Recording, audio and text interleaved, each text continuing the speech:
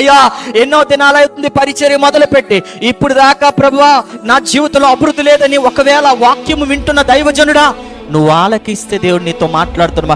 దేవుడు నీ పరిచర్యకి సహాయం చేయబోతున్నాడు. దేవుడు నీ ఫ్యామిలీకి సహాయం చేయబోతున్నాడు. గర్భం లేక బాధపడుతున్నావా? ఇదిగో కుటుంబంలో అభివృద్ధి లేక బాధపడుతున్నావా?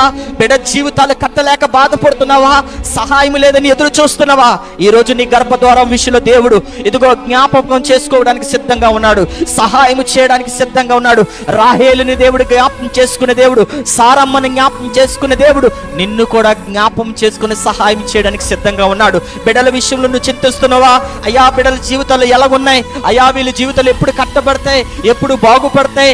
ఏ విధంగా చూసినా, ఎటువైపు చూసినా, ఎటువైపు వెళ్ళినా అన్ని మూసుకుపోతున్నాయి. కానీ సహాయం లేక బాధపడుతున్నా నువ్వు కృంగిపోతే, ఈ రోజు దేవుని వాక్యం ఆలకిస్తున్న నీతోని ప్రభు చెప్తున్న మాట, దేవుడు ఒక్కడే నీకు సహాయం చేయడానికి సిద్ధంగా ఉన్నాడు.